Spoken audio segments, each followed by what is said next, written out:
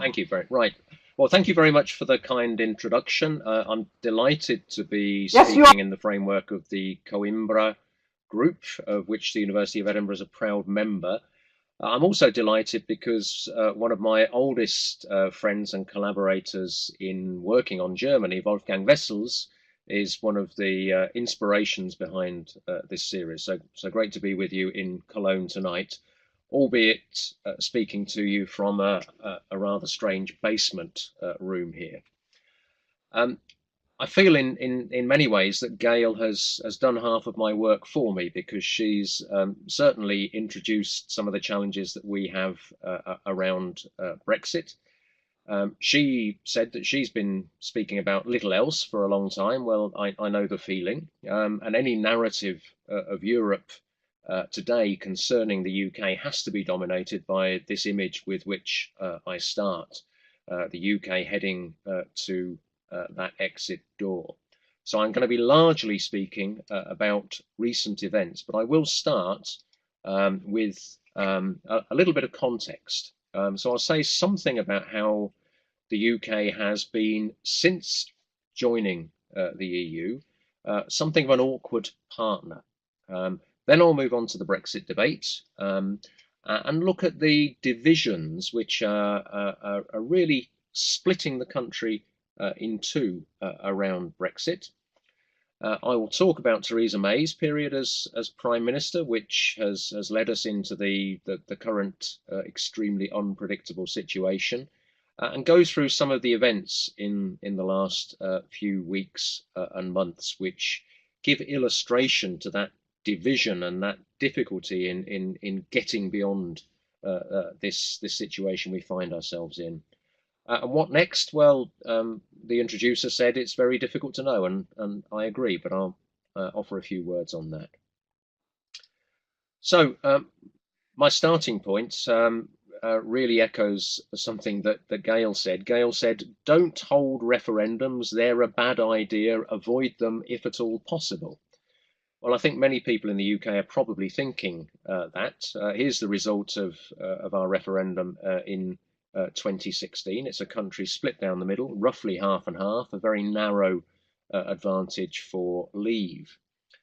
Now, I've been extraordinarily impressed by the technical competencies of the team in Cologne, but I'm afraid there's a glitch on my next slide, because my next slide should have said that it wasn't always like this.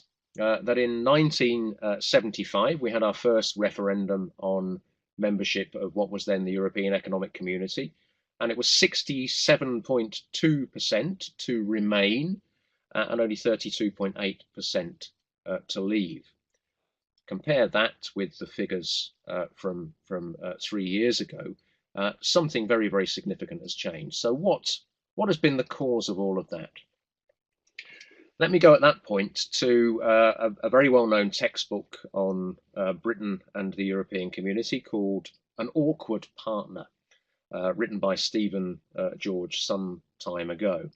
And Stephen George illustrates that imagery of awkward partnership by a number of characteristic features of the UK's approach to European integration.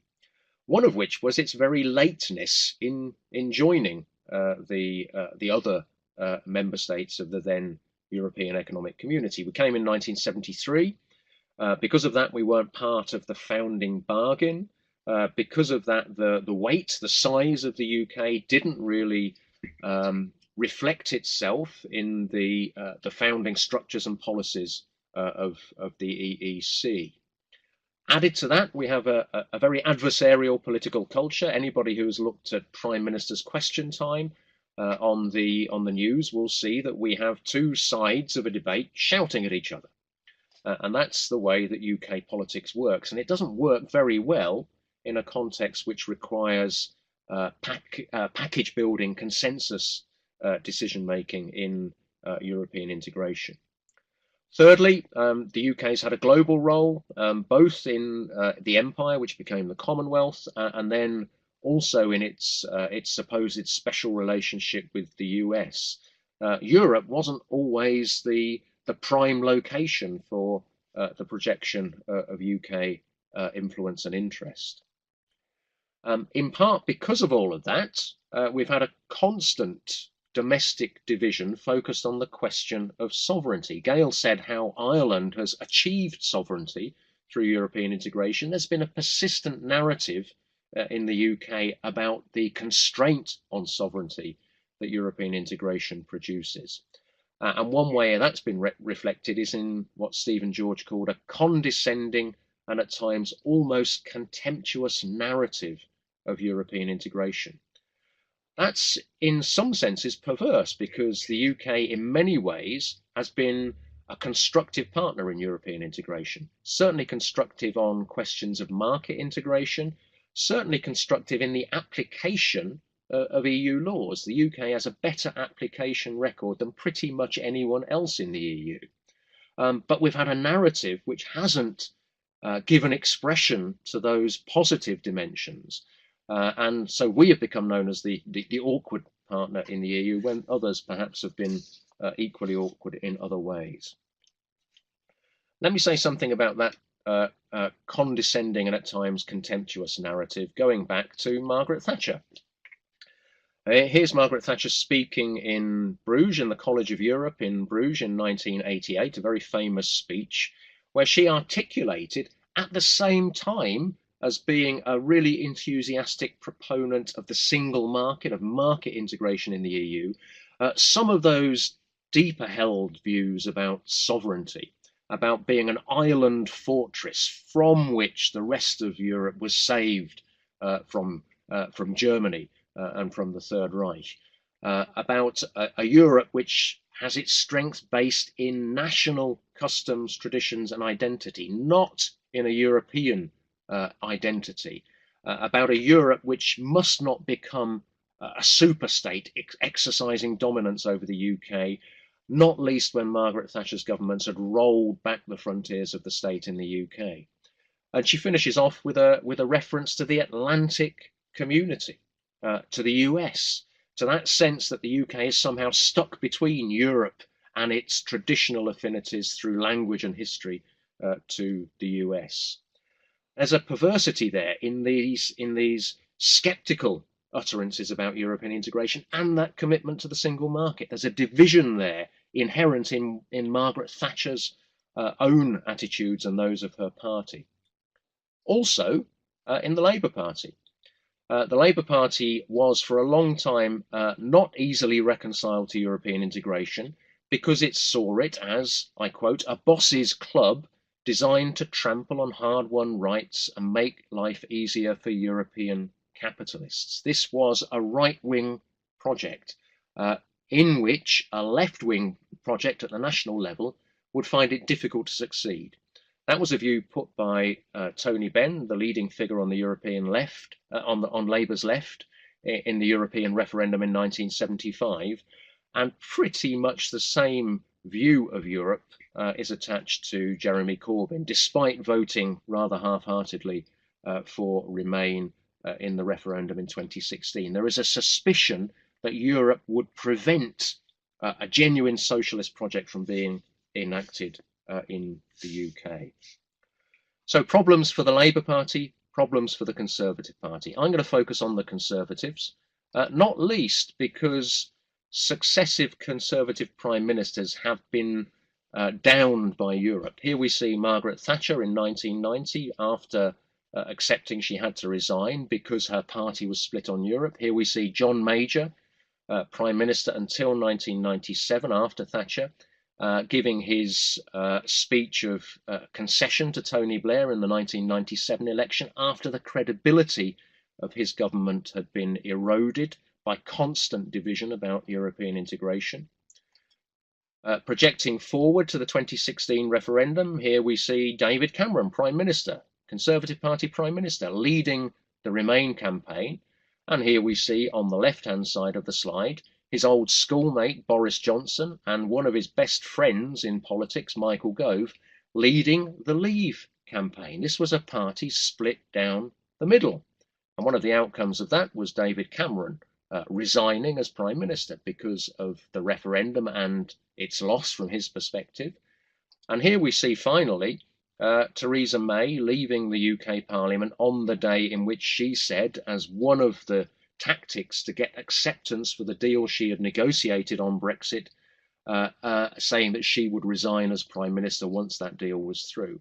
And I think it's quite poignant, the similarities between Margaret Thatcher leaving Downing Street in 1990 and Theresa May leaving Parliament just a few weeks ago. Both absolutely cast down by this enduring European challenge. Let me move on now to a closer look at the referendum itself. It divided the country. It divided it manifestly in the overarching outcome: 52% to leave, 48% to remain. This is a 50-50 split, more or less. Looking at it in terms of the key issues that played out during the campaign, these were effectively about the merits of free trade within the European context and the challenge of migration, and in particular of limiting migration, limiting free movement. Here we see 90% of Brits overall in favour of free trade, and pretty much the same proportion of Leave voters and Remain voters. So free trade, good thing. Limiting EU migrants, 70% in favour, more on the Leave side, but also a majority on the Remain side. There's a tension there between free trade and free movement. We can see that if we combine the two together in an opinion poll question asked at the time: should Britain allow people from the EU to live and work here in return for free trade? Absolutely split down the middle. 49% say we should, 51% we should not. But if you then split that by Leave and Remain voters, you get a very symmetrical outcome. 70% of Leave voters do not think that EU people should be able to live and work in the UK in return for free trade. 70% of Remain voters do. So free trade, free movement, huge dividing line. We have a huge dividing line also in terms of the demographic characteristics of Remain voters and Leave voters. On the left of the slide here, we see the demographic makeup of the top 20 Remain areas in the 2016 referendum. On the right, the top 20 Leave areas. And we can see that Remain areas have a higher level of education, 45% with a university degree, only 16% in Leave areas. Double the amount of people in professional occupations compared to Leave areas. Remain areas, 26% non-white, a very diverse cosmopolitan community. Less than 5% non-white in the top 20 Leave areas. Half the proportion of pensioners in Remain areas compared to Leave areas. Significantly higher median income in Remain areas and Leave areas. The Leave voter has been characterised as those left behind by the modern economy, and that's a pretty effective description. So we have a division on the issues, we have a division by demographics, we also have a division by underlying values. This is a very interesting slide from the British Social Attitudes Survey in 2016, which shows that people with liberal values, that's values comfortable with a diverse society, a multicultural society, equal rights across gender, across sexuality, all of those things, they are predominantly on the Remain side of the equation. People with conservative values, that is the opposite on all of those things, not comfortable with modern social liberalism, more comfortable with the ways things were in the past, they are predominantly Leave voters. There's a cultural divide between the two sides in this debate.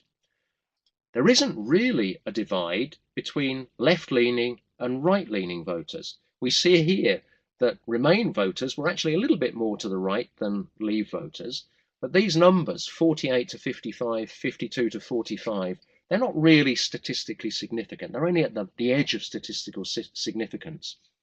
Leaving the EU is not a left-right issue. It is a values issue. And that's a problem for the political parties, which are organised primarily on left-right lines.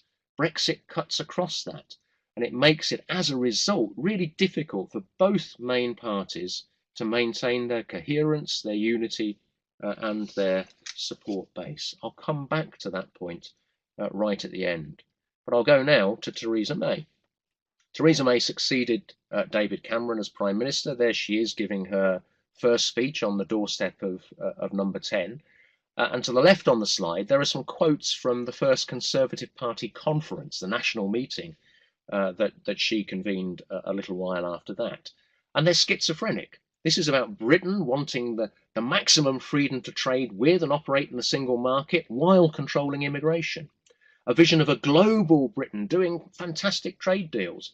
But if you believe you're a citizen of the world, you're a citizen of nowhere. These things do not fit together easily. And they were carried forward in the deal that Theresa May negotiated with Michel Barnier and all of the others in a set of absolute non-negotiables for her. Number one was control of borders. We must have control of borders because free movement is the big problem. And if you have to have control of borders, you really have to have an independent trade policy to go with it. So we have to leave the single market, we have to leave free movement, we have to leave the jurisdiction of the European Court, we have to leave the customs union. On the other side of that equation, largely at the behest of the European negotiators, we had to agree also in that deal not to have a hard border in Northern Ireland between Northern Ireland and the Republic of Ireland. You will see that items 1 and 2 on that list are actually not reconcilable with number 3. And that produced a mechanism called the Northern Ireland backstop, which said effectively either Northern Ireland must remain aligned with the single market and the customs union, or the UK as a whole must be.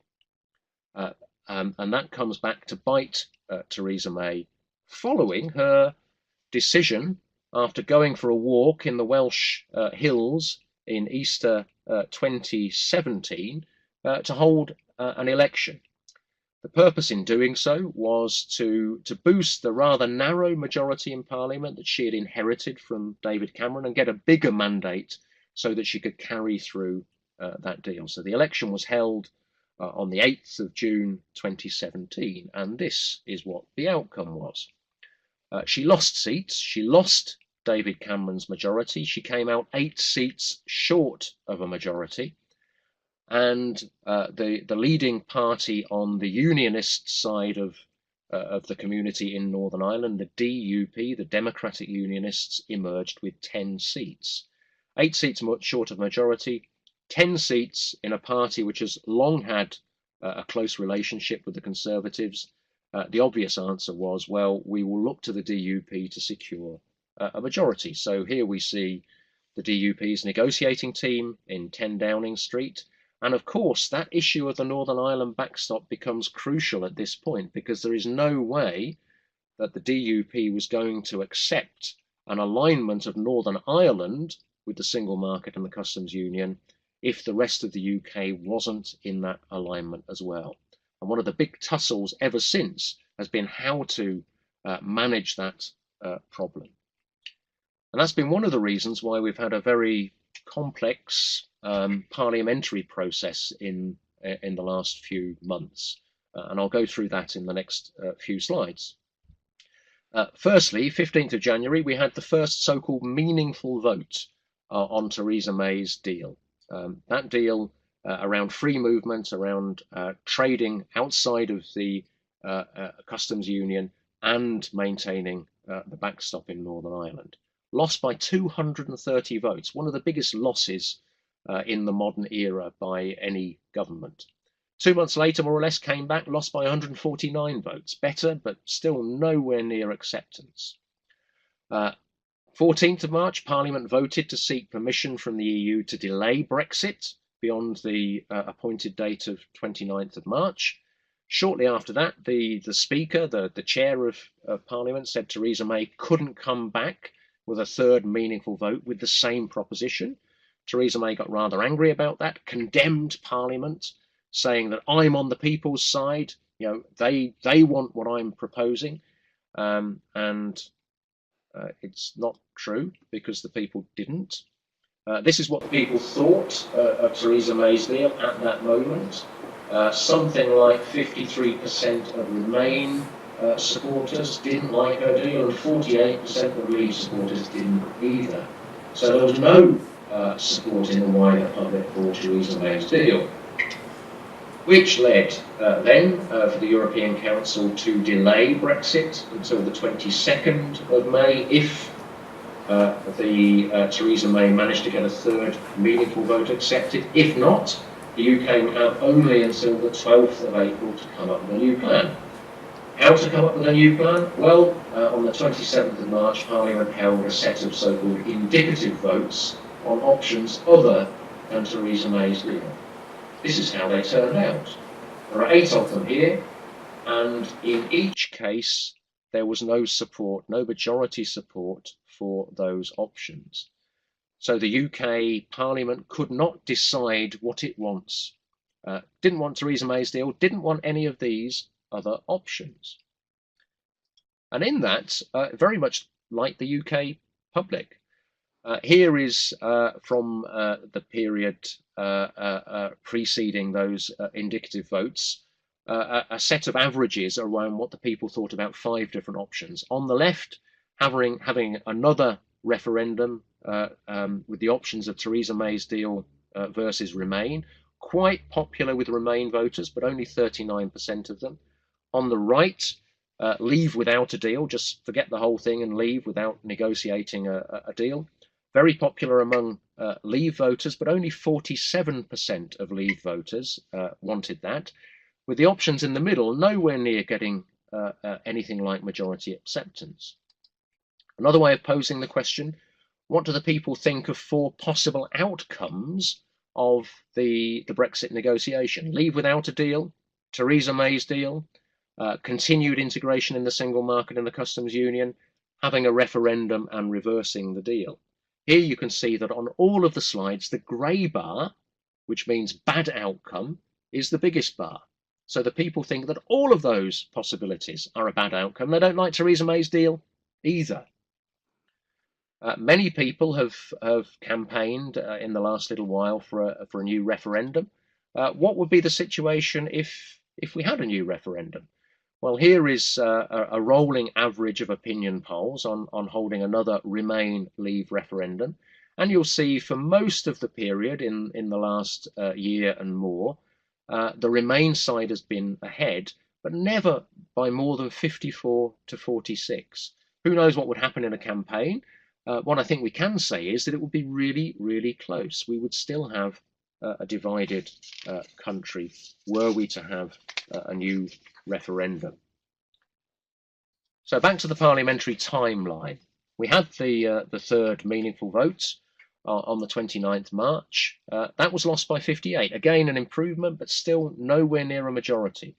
Theresa May responded, much to the disappointment of many of her own MPs, by opening cross-party talks with Labour about whether they together could produce a solution. Then the European Council delayed Brexit to October, with the implication that the UK would have to participate in the European Parliament election scheduled for the 23rd of May if there was no agreement on Brexit before then. So what would happen if we did? Well, here is some very recent data from YouGov, the leading UK pollster, which rather remarkably puts the Brexit Party, only recently formed, led by Nigel Farage, the member of the European Parliament, formerly from the UKIP party, the Brexit Party in the lead, the Labour Party lagging the Conservatives way down the list. I don't think the Conservative Party really wants to fight a European election, and I can't see that Labour does either, because that's the outcome that may well face us. So, moving to a last few comments. Whatever happens next, the UK is going to be a divided country. One half is going to be angry at the outcome of Brexit.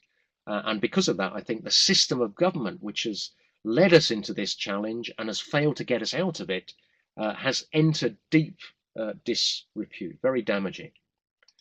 Also, relationships with the EU are deeply damaged. I love the way that Nathalie Loiseau, the French Europe minister, put it. I call my cat Brexit. It wakes me up meowing because it wants to go out. When I open the door, it sits there undecided. Then it looks daggers at me when I do put it out. I think that sense of being pushed one way and then pulled back has really damaged relationships between the UK and Europe.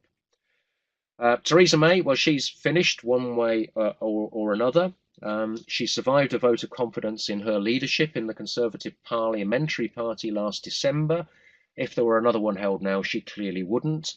And only in the last few days, a number of local Conservative Party units around the UK have called for a vote of no confidence in her. So she's on her way out. We will have another Conservative Party leader, likely a different Prime Minister, quite possibly Boris Johnson in the next weeks and months. But whoever takes over that mantle is going to have to contend with this narrative of Europe today, which pervades the UK. What we see here on this slide is a question asked of respondents about the strength of their Brexit identity, whether Remain or Leave, the strength of their Brexit identity as compared to the strength of their party identity, whether Labour, Conservative or anyone else. And what we see is that the Brexit identity clearly outweighs the party identity, yet we're looking to our political parties to manage this challenge. That shows what a challenge any Conservative Party leader, and indeed any Labour Party leader, is going to have in leading us to an effective. Thank you very much.